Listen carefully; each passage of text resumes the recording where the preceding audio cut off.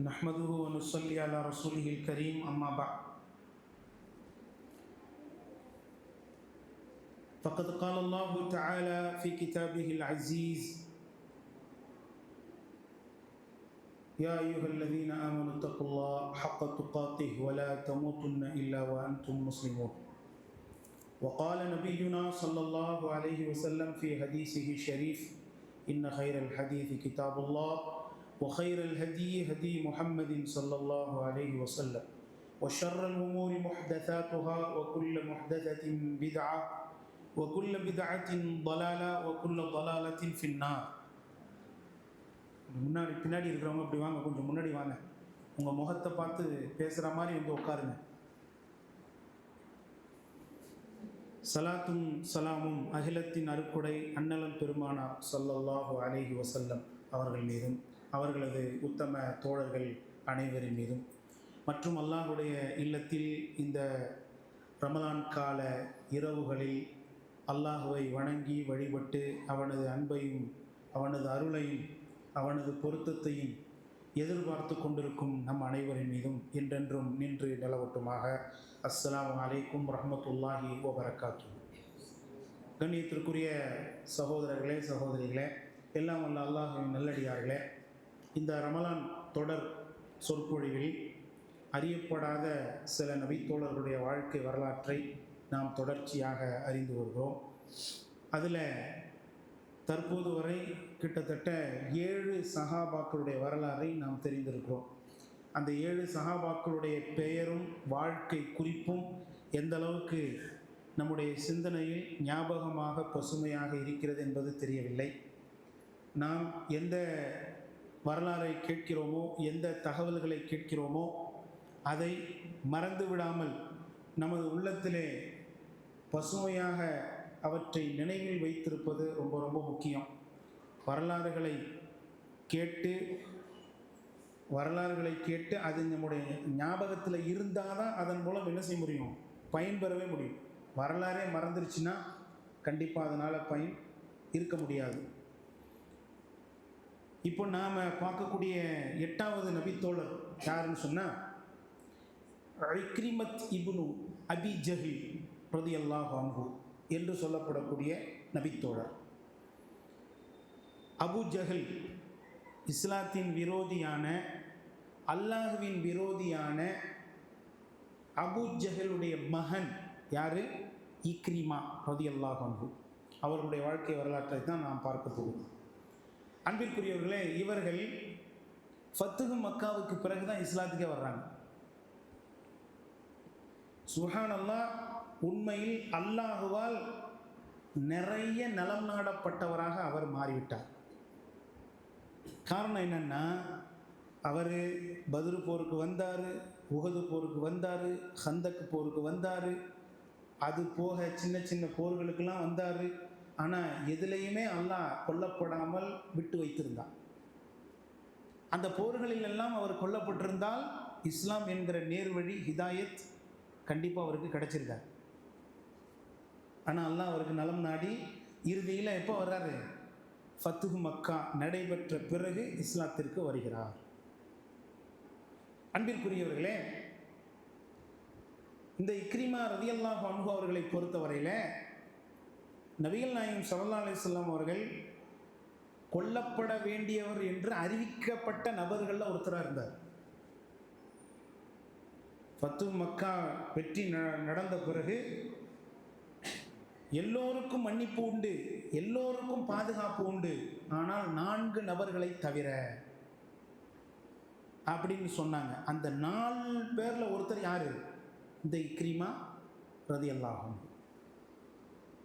அதோடு சேர்த்து 2 பெண்களுக்கும் பொது மன்னிப்பு கிடையாது, பாதுகாப்பு கிடையாதுன்னு நாங்கள். மொத்தம் ஆண்களில் 4 பேர், பெண்களில் 2 பேர், 6 பேருக்கு என்ன கிடையாது? மன்னிப்பே கிடையாது. நபிகள் நாயகம் ஸல்லல்லாஹு அலைஹி வஸல்லம் அவர்கள் அவங்களுக்கு பொது மன்னிப்பே கிடையாதுன்னு சொல்கிற லிஸ்ட்டில் இக்ரிமா ரலியல்லாஹு அன்ஹு அவர்கள் இருந்திருக்கிறாங்கன்னா, அப்போ எந்த அளவுக்கு இஸ்லாத்தை அவர் கடுமையாக எதிர்த்திருக்க வேண்டும், முஸ்லிம்களுக்கு தொல்லைகளை கொடுத்திருக்க வேண்டும், நபிகள் நாயகம் ஸல்லல்லாஹு அலைஹி வஸல்லம் அவர்களுக்கு தொல்லைகளை கொடுத்திருக்க வேண்டும் என்பதை இந்த இடத்துல நாம் கொஞ்சம் கற்பனை செய்து பார்க்க வேண்டும். மக்காவில் இஸ்லாத்தை கடுமையாக எதிர்த்தவர்கள் ஒரு 10 பேர் 15 பேர்னா அந்த 10 பேருக்குள்ள கண்டிப்பாக யார் வந்துடுவா? இந்த இக்ரிமா ரலியல்லாஹு அன்ஹு கண்டிப்பாக வந்துடுவான். ஆனால் அல்லாஹ் ரப்புல் ஆலமீன் அவர்களுக்கு நேர்வழி இஸ்லாத்தை கொடுத்தான். நபி அவர்கள் இப்படி அறிவிச்சிருந்ததுனால இக்ரிமா ரலியல்லாஹு அன்ஹு அவர்கள் என்ன செஞ்சாங்கன்னா, மக்காவிலிருந்து தப்பிச்சு யமனுக்கு ஓடிட்டார். ஜித்தாவுக்கு போய் ஜித்தாவிலிருந்து கப்பலில் ஏறி யமனுக்கு தப்பிச்சு ஓடுறார். அவர் கப்பலில் போய்கிட்டு இருக்கிற சமயத்தில் சுப்ஹானல்லாஹ் என்ன நடக்குதுன்னா, ஒரு பெரிய புயல் காற்று வருது. அந்த புயல் காற்றுல கடல் கொந்தளிப்பு ஏற்படுது. அந்த கப்பலில் உள்ளவங்க எல்லாருமே, அந்த கப்பலை ஓட்டக்கூடிய மாலுமிகள் முதற்கொண்டு எல்லாருமே என்ன சொல்கிறாங்கன்னா, இன்றைய தினம் அல்லாஹ்வை தவிர நம்மளை யாராலும் காப்பாற்ற முடியாது, அதனால் எல்லோரும் பொய் தெய்வங்களை, இணை தெய்வங்களை விட்டு அல்லாஹ்விடத்தில் இஹ்லாஸான முறையில் பிரார்த்தனை பண்ணுங்க, அப்போ தான் நாம் இந்த கடல் கொந்தளிப்பில் இருந்தும் இந்த புயல் காற்றிலிருந்தும் தப்பிக்க முடியும் அப்படின்னு சொல்கிறாங்க. இக்ரிமா ரலியல்லாஹு அன்ஹு அவர்கள் நினைக்கிறாரு, என்னடா இது, லா இலாஹ இல்லல்லாஹ் என்ற அந்த வார்த்தையை சொல்லாமல் தான் நாம் தப்பிச்சு ஓடி வந்துக்கிட்டு இருக்கிறோம். ஆனால் அந்த வார்த்தை இங்கே சொல்கிற சூழல் வருதே அப்படின்னு நினைக்கிறார். இருப்பினும் உயிர் ரொம்ப முக்கியமாக இல்லையா? அதனால் என்ன செய்கிறாருன்னா, உள்ளத்தின் அளவிலே அவர் ஒரு ஒப்பந்தத்தை எடுத்துக்கொள்கிறார், ஒரு உறுதிமொழியை எடுத்துக்கொள்கிறார். என்னன்னா, அல்லாஹ்வே நீ மட்டும் இந்த புயல் காற்றை நிறுத்தி கடல் கொந்தளிப்பை நிறுத்தினால் நிச்சயமாக நான் முஹம்மதை நேரிலே சென்று அவரது கரத்திலே இஸ்லாத்தை ஏற்றுக்கொள்வேன் அப்படின்னு நினைச்சாங்க. ஒரு உறுதிமொழியை மனசளவில் எடுத்துக்கிட்டாரா இல்லையா? இப்படி சொன்னது தான், இப்படி எடுத்தது தான் தாமதம். அப்படியே புயல் காற்று நின்றுடுச்சு, கடல் கொந்தளிப்பும் நின்றுடுச்சு. அந்த கப்பலில் உள்ள எல்லாருமே பிரார்த்தனை பண்ணுறாங்க, அவங்கவுங்களுடைய பிரார்த்தனையை பண்ணுறாங்க. ஆனால் இக்ரிமா ரலியல்லாஹு அன்ஹு அவர்கள் இப்படி ஒரு ஒப்பந்தத்தை மனதளவிலே எடுத்துக்கொண்டார்கள். உடனே என்ன செய்கிறாங்க, அங்கிருந்து அந்த கப்பல்லேருந்து திரும்பி வர்றாங்க. அதற்குள் இக்ரிமா ரலியல்லாஹு அன்ஹு அவர்களுடைய மனைவி உம்மு ஹக்கீம் என்று சொல்லப்படக்கூடிய பெண்மணி, அவங்களும் ஃபத்ஹு மக்காவில் இஸ்லாத்தை ஏற்றுக்கிட்டாங்க. இஸ்லாத்தை ஏற்றுக்கிட்டு தன் கணவருக்காக பாதுகாப்பு வழங்கும்படியும் பொது மன்னிப்பு வழங்கும்படியும் நபிகள் நாயகம் ஸல்லல்லாஹு அலைஹி வஸல்லம் அவங்கள்ட்ட கேட்குறாங்க. அவங்க மட்டும் கேட்கல, அவங்க கூட யார் போகிறான்னா, அபூ சுஃபியான் ரலியல்லாஹு அன்ஹு அவர்களுடைய மனைவி ஹிந்த் பின்த் உத்பா இவங்களும் போகிறாங்க. கூட ஒரு 10 பெண்கள் போகிறாங்க. போய் நபிகள் நாயகம் ஸல்லல்லாஹு அலைஹி வஸல்லம் அவர்கள்ட்ட இக்ரிமா ரலியல்லாஹு அன்ஹு அவர்களுக்கு பாதுகாப்பு வேண்டும், பொது மன்னிப்பு வேண்டும்னு கேட்குறாங்க. நபிகள் நாயகம் ஸல்லல்லாஹு அலைஹி வஸல்லம் அவங்க சொன்னாங்க, அவர் இஸ்லாத்தை ஏற்கும் எண்ணத்தில் வந்தால் நிச்சயமாக அவருக்கு என்ன உண்டு, பாதுகாப்பு உண்டு, பொது மன்னிப்பும் உண்டு. நபிகள் நாயகம் ஸல்லல்லாஹு அலைஹி வஸல்லம் அவர்கள் தான் மன்னிப்பின் சிகரமாச்ச. தன்னை கொலை செய்ய முயற்சித்தவர்களை கூட மன்னித்தார்களா இல்லையா? சென்ற வரலாறிலே பார்த்தோம். உமைர் இப்னுல் வஹ்ப் ரலியல்லாஹு அன்ஹு நபிகள் நாயகம் ஸல்லல்லாஹு அலைஹி வஸல்லம் அவர்களை கொலை செய்யறதுக்காக முயற்சி எடுத்து வந்தவங்க. ஆனால் அவங்கள மன்னிச்சு நபி அவர்கள் என்ன செஞ்சாங்க, அவர்களுடைய இஸ்லாத்தை ஏற்றுக்கொண்டார்கள். அப்படிங்கிறத நம்ம பார்க்குறோமா இல்லையா? அப்போ இங்கேயும் என்ன செய்கிறாங்க, நபி அவர்கள் இப்படி சொல்கிறாங்க. உடனே உம்மு ஹக்கீம் ரலியல்லாஹு அன்ஹா என்ன செய்கிறாங்கன்னா, தன் கணவரை தேடி அவங்க பயணம் போகிறாங்க. மக்காவிலிருந்து ஜித்தாவை நோக்கி போகிறாங்க.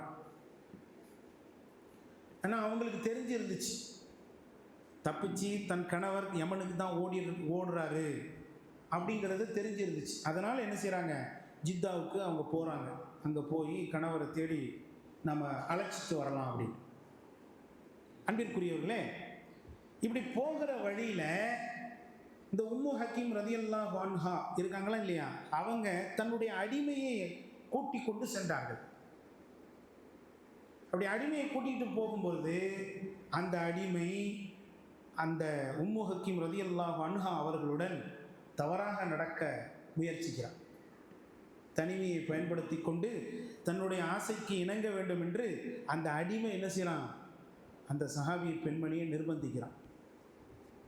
அவங்க அப்படியே ரொம்ப ஷாக் ஆகிட்டாங்க. நம்மகிட்ட இருந்த அடிமையா, நமக்கு வேலை பார்த்த அடிமையா, இந்த மாதிரி மோசமாக நடக்கிறானே அப்படின்னு உம்மு ஹக்கீம் ரலியல்லாஹு அன்ஹா ஒரு தந்திரம் பண்ணாங்க. உண்மையில் அவனுடைய ஆசைக்கு இணங்குவது போல நடித்து நம்ம இந்த ஒரு கிராமம் வருது, அந்த கிராமத்துக்கு போய் நம்ம தண்ணீர் குடிச்சிட்டு நம்முடைய மற்ற தேவைகளை முடிச்சுட்டு நம்ம என்ன செய்யலாம், இந்த மாதிரி இருக்கலாம் அப்படின்னு அவனுடைய ஆசைக்கு இணங்குவது போன்று பாசாங்கு செய்தார்கள். ஒரு கிராமத்துக்கு போனோடனே அந்த கிராமத்தில் போய் எல்லா மக்களையும் தனக்காக உதவிக்கு வர வேண்டும் என்று அழைத்தார்கள். இவன் என் அடிமை, என்கிட்ட தவறாக நடக்க முயற்சிக்கிறான், நீங்கள் எல்லாரும் எனக்கு உதவி பண்ணுங்க அப்படின்னு சொன்னோன்னே அந்த அடிமையை பிடிச்சி அந்த கிராமத்தில் என்ன செய்கிறாங்க, கட்டி வச்சிடுறாங்க. அதுக்கப்புறம் உம்மு ஹக்கீம் ரலியல்லாஹு அன்ஹா அங்கிருந்து தனிமையிலே என்ன செய்கிறாங்க, கணவரை தேடி ஜித்தாவை நோக்கி போகிறார்கள். ஜித்தாவை நோக்கி போனால் அங்கே போய் கடற்கரையில் இருந்து தன் கணவருக்காக காத்திருந்து பல நாள் காத்திருந்து கணவர் வந்ததும் கணவரிடத்தில் என்ன செய்கிறாங்க, சொல்கிறாங்க, நான் அல்லாஹ்வின் தூதரிடத்திலே உங்களுக்காக பொது மன்னிப்பு வாங்கிவிட்டேன், உங்களுக்காக பாதுகாப்பும் வாங்கிவிட்டேன், வாருங்கள் என்னுடன், நீங்கள் இஸ்லாத்தை ஏற்றுக்கொள்ளுங்கள், கலிமாவை சொல்லுங்கள், நபிகள் நாயகம் ஸல்லல்லாஹு அலைஹி வஸல்லம் அவர்கள் நேரிலே வந்து சந்தியுங்கள் என்று எவ்வளவோ எடுத்து சொல்கிறாங்க. அப்புறம் இக்ரிமா என்ன செய்கிறாரு, ஒரு வழியாக ஒத்துக்கொண்டு நேராக வர்றாங்க, மக்காவுக்கு வர்றாங்க. மக்காவுக்கு வரும்பொழுது நடந்த சம்பவத்தை மனைவி விவரிக்கிறாங்க. இந்த மாதிரி நான் வழியில் வந்துக்கிட்டு இருக்கும்போது நமது அடிமை என்னோடு தவறாக நடக்க முயற்சித்தான், அவனை இந்த கிராமத்திலே மக்கள் கட்டி வைத்திருக்கிறார்கள் அப்படின்னு சொன்ன உடனே இக்ரிமா ரலியல்லாஹு அன்ஹு சொன்னாங்க, அந்த ஊர் வழியாக நம்ம போகலாம் அப்படின்னு. அப்போ அந்த ஊர் வழியாக அந்த கிராமம் வழியாக போய் இக்ரிமா ரலியல்லாஹு அன்ஹு அவர்கள் அந்த அடிமையை கொலை செய்கிறார். அப்போ அவர் முஸ்லீம் ஆகலை, அவர் இறுதியாக செய்த அந்த கொலை அதுதான். முஸ்லீமாக மாறுறதுக்கு முன்னாடி அவர் செய்த இறுதியான கொலை என்பது அதுதான். அதுக்கப்புறம் அங்கிருந்து என்ன செய்கிறாங்க, புறப்பட்டு மக்காவை நெருங்குகிற சமயத்தில் இக்ரிமா ரலியல்லாஹு அன்ஹு தன் மனைவியோடு என்ன செய்யணும், சேர வேண்டும் என்று அனுமதி கேட்கிறார்கள். நீண்ட நாள் பிரிஞ்ச அந்த இதில் அனுமதி கேட்குறாங்க. இப்போ உம்மு ஹக்கீம் ரலியல்லாஹு அன்ஹா மறுக்கிறார்கள். இக்ரிமா, நீங்கள் இன்னும் முஸ்லீமாகவில்லை, நான் முஸ்லீமான பெண்ணாக மாறிவிட்டேன், எனக்கு நீங்களும் உங்களுக்கு நானும் அனுமதிக்கப்பட்டவர்கள் கிடையாது, அதனால் நீங்கள் நபிகள் நாயகம் ஸல்லல்லாஹு அலைஹி வஸல்லம் அவர்களை சந்தித்து முஸ்லீமாகி நீங்கள் இஸ்லாத்தை ஏற்றுக்கொள்ளுங்கள், அதற்கு பிறகு நாம் என்ன செய்யலாம், கணவன் மனைவியாக சந்தோஷமாக மகிழ்ச்சியாக இருக்கலாம் அப்படின்னு உம்மு ஹக்கீம் ரலியல்லாஹு அன்ஹா அவர்கள் குறிப்பிட்டார். பெண்கள் பாடம் பெற வேண்டிய விஷயம் இந்த இடம். இன்றைக்கு பார்க்குறோம், இன்னைக்குள்ள சூழலில் கணவன் மனைவியாக வாழ்ந்துவிட்டு தன் உடலை அந்நிய ஆண்களுக்கு பகிர்ந்து அளித்துவிட்டு கணவன் மனைவியாக நாங்கள் வாழ்ந்து விட்டோம், எங்கள் இருவரையும் சேர்த்து வையுங்கள் அப்படின்னு ஜமாத்தில் வந்து சொல்கிற மக்களை பார்க்குறோம். அப்படிப்பட்ட மக்களுக்கு இடையில் உம்மு ஹக்கீம் ரலியல்லாஹு அன்ஹா தன் கணவர் அழைத்தும் இஸ்லாம் அங்கே தடுத்தது என்பதனால் அங்கே எவ்வளவு கட்டுப்பாடோடு இருக்கிறாங்க, என்ன ஒரு பேணுதலோடு இருக்கிறாங்க பாருங்கள். இது இக்ரிமா ரலியல்லாஹு அன்ஹு அவர்களை இன்னும் ஈர்த்தது. ஏற்கனவே கடல் கொந்தளிப்பின் போதே அவர் பாதி இஸ்லாத்துக்கு வந்துட்டார், அதில் கொஞ்சம் இஸ்லாம் அவருடைய உள்ளத்தில் இடம் பிடிச்சிருச்சு. இப்போ உம்மு ஹக்கீம் ரலியல்லாஹு அன்ஹா அவர்கள் இப்படி ஒரு செய்தியை சொல்லும் பொழுது நிச்சயமாக வல்லாஹி இது வந்து ஒரு சிறந்த ஒரு முடிவாக இருக்குது, இது ஒரு உயர்ந்த முடிவாக இருக்குது, இஸ்லாத்தில் இப்படிப்பட்ட கட்டுப்பாடுகள் இருக்குதா அப்படின்னு என்ன செய்கிறாங்க, அதை வேப்பாக பார்க்குறாங்க.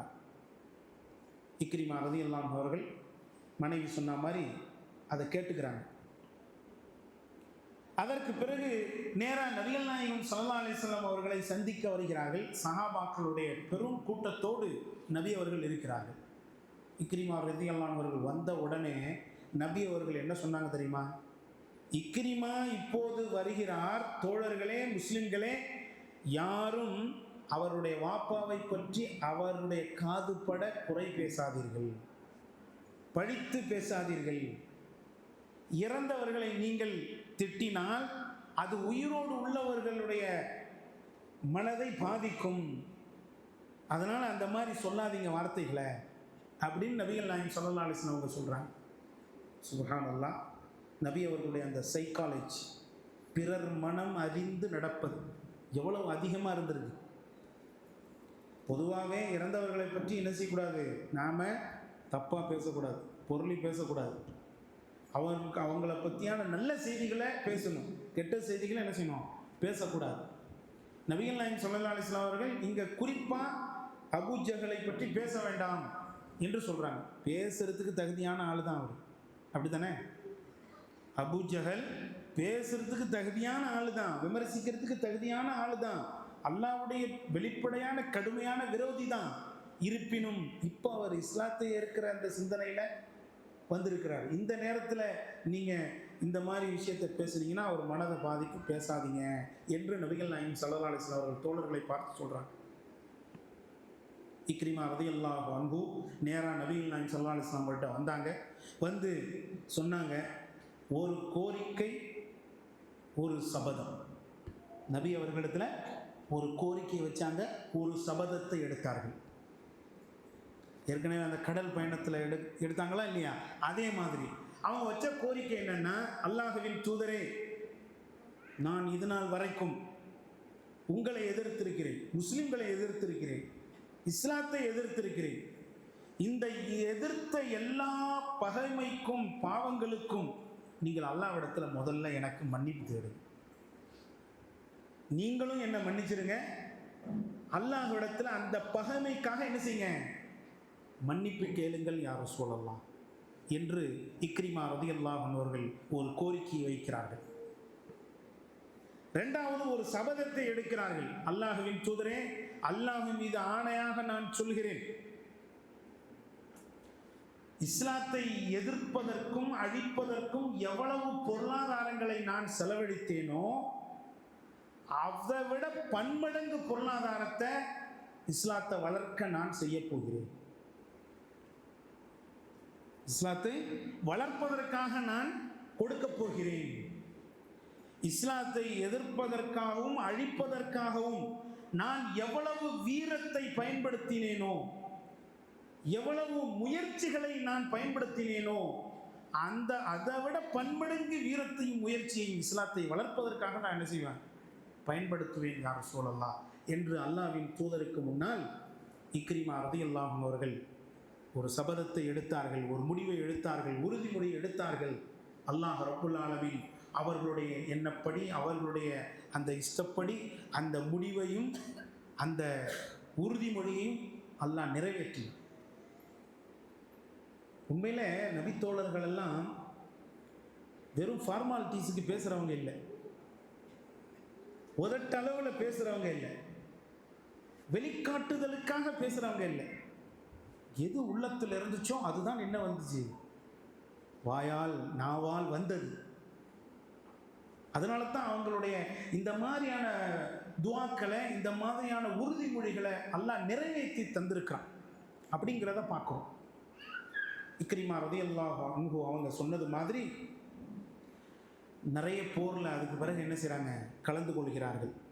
அபூபக்கர் ரலியல்லாஹு அன்ஹு அவர்களுடைய காலத்திலே நடந்த ரித்தத் போர், மதம் மாறியவர்களோடு நடந்த போர், அந்த போரில் பெரும் பங்காற்றி இஸ்லாமிய படைக்கு பெரிய வெற்றியை தேடி தந்தார்கள் இக்ரிமா ரலியல்லாஹு அன்ஹு. அதற்கு பிறகு அபூபக்கர் ரலியல்லாஹு அவர்களுடைய காலத்திலேயே பல படைப்பிரிவுகள் அனுப்பப்பட்டுச்சு. கிட்டத்தட்ட 4 படைகள் அனுப்பப்பட்டுச்சு.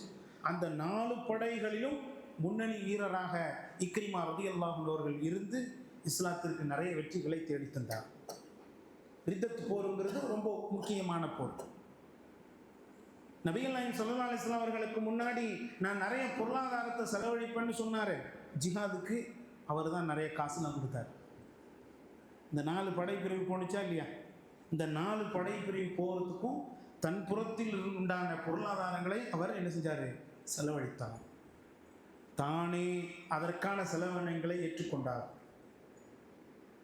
அது மட்டும் இல்லை, தாயிஃப் நகரத்தில் இக்ரிமா ரலியல்லாஹு அன்ஹு அவர்கள் ஒரு டேம் அவங்களுடைய சொந்த செலவில் முஸ்லீம்களுக்கு கட்டி கொடுத்தார்.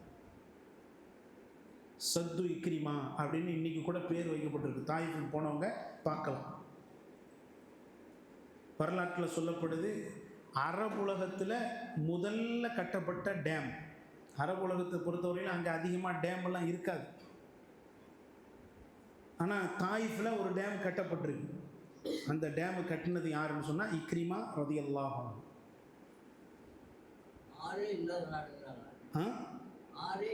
இல்லை தான், ஆறு பெரும்பாலும் கிடையாது. ஆனால் இது நிறைய மலைகள்லாம் இருக்கா இல்லையா, நிறைய மலைகள்லாம் இருக்கும் பொழுது ஒரு இடத்துல மட்டும் நம்ம அணையை கட்டிட்டோம்னா அந்த தண்ணிகளை சேமித்து வைக்கலாம். அந்த மாதிரியான ஒரு இது அங்கே இருந்துச்சு. ஆனால் பெரும்பாலும் அதை யாரும் அங்கே செய்யவில்லை.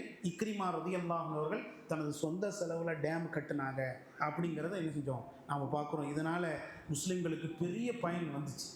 ஏன்னா அந்த தண்ணிகளை சேகரித்து மக்கள் விவசாயம் பண்ணுறதுக்கு ரொம்ப வசதியாக இருந்துச்சு. தாயிஃப் நிலம் அப்படி தான், விவசாய பூமி தான், இங்கும் நடந்துக்கிட்டு இருக்கு, விவசாய பூமி தான். அதனால் அந்த டேமை கட்டி தன்னுடைய பொருளாதாரத்தை அதற்காக செலவழித்தாங்க அப்படிங்கிறத பார்க்குறோம். அதே மாதிரி என்னுடைய முயற்சியை, வீரத்தை நான் பயன்படுத்துவேன் என்று நபிகள் நாயகம் ஸல்லல்லாஹு அலைஹி வஸல்லம் அவங்க கிட்ட அவர் சொன்னாரா இல்லையா? அதே மாதிரி பல போர்களில் கலந்துக்கிட்டாங்க. இறுதியாக அவர்கள் கலந்து கொண்ட போர் எர்முக் என்கிற போர். இந்த எர்முக் யுத்தத்தில் கலந்து கொண்டு அல்லாஹ்வுடைய பாதையிலே ஷஹாதத் என்னும் வீர மரணத்தை சந்திக்கிறார். அந்த யுத்தத்தில் அபூ ஜஹல் இருக்கானா இல்லையா, அவனுடைய 2 சகோதரர்கள் கலந்து கொள்கிறார்கள். அப்போது இக்ரிமா ரலியல்லாஹு அன்ஹு அவர்களுக்கு என்ன வேணும்? சச்சா, சின்னப்பா முறை. அவர் தனது 2 சின்னப்பாவோட இக்ரிமா ரலியல்லாஹு அன்ஹு அவர்கள் எர்முக் யுத்தத்திலே கலந்து கொள்கிறார்கள். கலந்து கொண்டு 3 பேருமே ஷஹீதாகிறாங்க. பாருங்க, அல்லாஹ் ரப்புல் ஆலமீன் அபூ ஜஹலை இழிவுபடுத்தி அபூ ஜஹலுடைய 2 சகோதரர்களை அல்லாஹ் உயர்த்தினான். ஷஹாதத் என்னும் வீர மரணத்தை கொடுத்தான். அபூ ஜஹலுடைய மகனையும் அல்லாஹ் என்ன செஞ்சான்? உயர்த்தினான். ஹிதாயத், நேர்வழி. அன்பிற்குரியவர்களை அதை கொஞ்சம் இங்கே நினச்சி பார்க்கணும். நமக்கெல்லாம் நேர்வழி கிடைப்பதற்கு எந்த பெரும் முயற்சியும் எடுக்கவில்லை. பெரிய கஷ்டங்கள் நமக்கு ஏற்படவில்லை. பெரிய ஆய்வுகளும் போராட்டங்களும் நமக்கு ஏற்படவில்லை. ஆனால் அபூ ஜஹல் அவருடைய மகனான இக்ரிமா ரலியல்லாஹு அன்ஹு அவர்களுக்கு எவ்வளவு போராட்டங்களுக்கு பிறகு அந்த இஸ்லாம் என்கிற ஹிதாயத்து கிடைச்சிருக்கு. அவர் வாழ்க்கையில் அந்த இஸ்லாம் கிடைச்சதை எவ்வளவு நெகிழ்ந்திருப்பார், எவ்வளவு ஆனந்த கண்ணீர் அவர் விட்டிருப்பார். அல்லாஹ் இவ்வளவு நாள் என்னை கொல்லப்படாமல் எனக்கு காலங்களை தாமதப்படுத்தி வாய்ப்புகளை நிறைய கொடுத்துருந்துருக்கிறானே அப்படின்னு எவ்வளவு நினச்சி பார்த்துருப்பார். அல்லாஹ்வுடைய நாட்டப்படி இறுதியில் என்ன செய்கிறாங்க? அவர்கள் கொல்லப்படுறாங்க. சுப்ஹானல்லாஹ். அந்த போரில் நடந்த ஒரு நிகழ்வை பாருங்கள். இந்த 3 பேரும் கொல்லப்பட்டு குத்துயிரும் கொலையுருமாக இருக்கிறாங்க. முழுசாக அவங்க இறக்கலை, கடுமையான காயம். அந்த நேரத்தில் தண்ணீர் என்று இக்ரிமா ரலியல்லாஹு அன்ஹு என்ன செய்கிறாங்க? கேட்கிறார்கள். அவருக்கு தண்ணி கொண்டு வந்து கொடுக்கப்படுற சமயத்தில் அவங்களுடைய சச்சா, சின்னப்பா, அவர் பேர் வரலாற்றில் சொல்லப்படுது. அவர் பேர் அதாவது ஹிஷாம் இப்னு அல் ஹாரிஸ், அதே மாதிரி ஐயாஷ் இப்னு அபி ரபியா. இவங்க 2 பேரும் அவங்க சின்னப்பா. அவர் என்ன செய்கிறாருன்னா, எனக்கு தண்ணி வேணும் அப்படின்னு அவர் என்ன செய்கிறாரு? அழைக்கிறார். உடனே அந்த தண்ணீரை அவருக்கு கொண்டு செல்லுங்கள் என்று இக்ரிமா ரலியல்லாஹு அன்ஹு அவர்கள் சுட்டி காட்ட, உடனே அந்த தண்ணீர் அவருக்கு கொண்டு போகப்படுது. உடனே இன்னொருத்தர் என்ன செய்கிறாரு? ஐயாஷ் இப்னு அபி ரபியா, அவர் எனக்கு தண்ணி அப்படின்னு என்ன செய்கிறார்? கதறுகிறார்.